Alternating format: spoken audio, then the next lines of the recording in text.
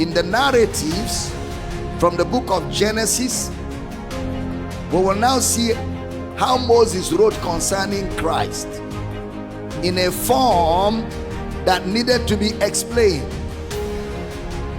If we go through the narratives, we will see how Moses wrote concerning Christ from Genesis in a form that needs to be explained.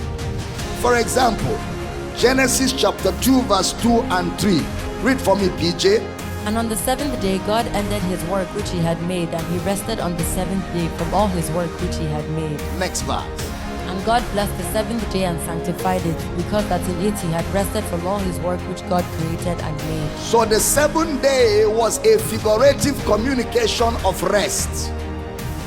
God rested, and the symbol of rest is seven.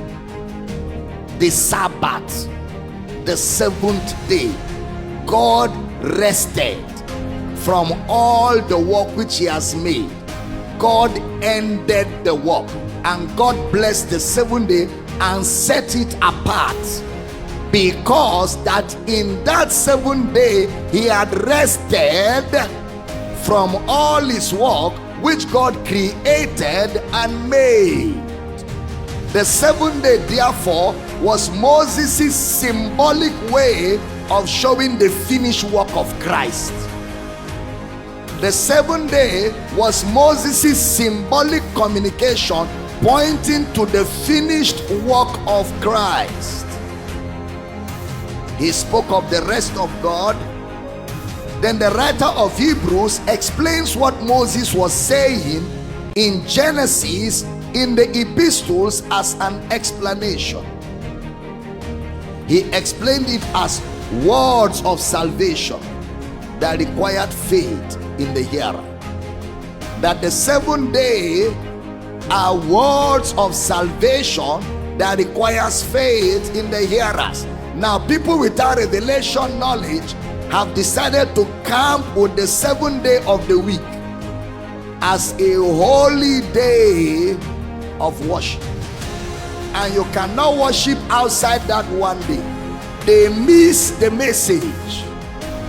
They miss the message. Instead of seeing what the message was, they stayed with the figure of speech. They stayed with the typology and missed the message. Just like some preachers today, they stay with the facts and fictions of the parable and they miss the message. That's why a preacher will say that Jesus' teachings, he spoke about money 2,000 times, which means the Bible is more about making money than even the things of the faith that we hold dear. The reason is because he has not arrived at revelation knowledge. He got caught up in the facts and fictions of the parable and did not go beyond that to the message. Just like God gave them water out of the rock to point that Jesus will be the living water. They drank physical water and missed the message. That's why when you give people articles, they will be stuck in the articles and never see Christ. That's why until this day, when Moses is read, there is a veil. But when they will move from Moses' illustration to the message, the veil shall be taken away. Now, the Lord is that spirit. That means in the symbol, there is a spirit message. I feel like I'm teaching. When you catch the spirit message, the symbol becomes useless. Because the intent is not the symbol. The symbol is pointing to a communication. Am I teaching here? That's why when he leaves the brazen serpent, you don't worship the pole. You don't worship the serpent. The serpent is a pointer to what Christ will do on the cross. That's why you say, as Moses lifted up the serpent, so shall the Son of God be lifted up.